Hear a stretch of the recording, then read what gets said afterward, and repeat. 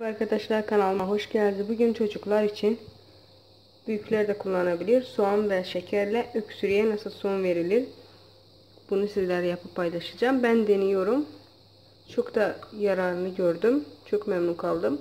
Hiçbir şekilde öksürüğe ilaç kullanmıyorum. Ben de bunu yeni keşfettim. İki gündür bu şekilde yapıp kızıma içiriyorum. Öksürüğünde azalma gördüm ve 2 gün yaptıktan sonra şimdi tekrardan yenisini yapacağım, taze 5 gün bu şekilde çocuğuma vereceğim. Şimdi ilk önce sizlere nasıl yapıldığını paylaşacağım. Bir adet şu şekilde gördüğünüz soğanım var. Soğanı ben yuvarlak şekilde doğrayacağım. Bu şekilde doğradım. Şimdi kaseme ilave edeceğim. Yine söylüyorum, benim kızım öksürüyordu, ilaç kullanıyordum. Şimdi ilaç kullanmadım. İlacın hiçbir yararını görmedim. Şimdi ise bunu yeni keşfettim, yine söylüyorum. Çok memnun kaldım. İçinde soğan ve şekerden hazırlanıyor. Ve öksürüğünde azalma olduğunu hissettim. Ve şimdi yine bunu yaparken 5 gün, sabah akşam 5 gün verin. 5 gün kullanacağım. Şimdi soğanımı doğrayıp kaseme ilave ettim ve üzerine şöyle 1 çay kaşığı şeker ilave edeceğim. Ve bu şekilde bekleteceğim. Üzerine streç filmle kapatacağım. Bu şekilde beklesin.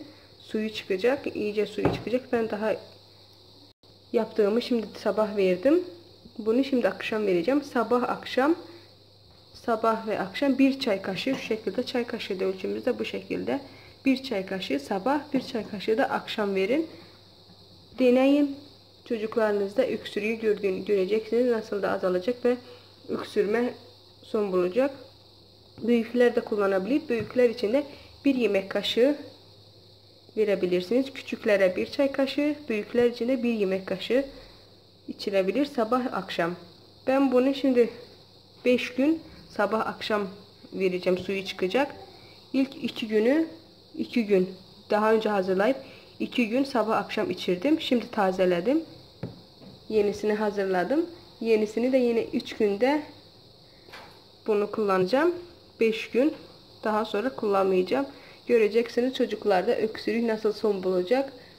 Deneyin. Pişman olmayacaksınız. Ben denedim. Yararını gördüm. Çok güzel oldu. Çocuğumda öksürük tamamen azaldı. Ve şimdi üzerini kapatacağım. Bu şekilde suyu çıkacak. Akşam 1 çay kaşığı kızıma vereceğim. Kullanırken sabah kullandıktan sonra üzerini kapatıp buzdolabına koyun. Ve akşam verirken 3-4 saat önceden çıkartıp böyle 1 çay kaşığı verin. Ve işte bu kadar. Soğanlı, şekerli, çocuklarda öksürüğe son bu şekilde artık hazır.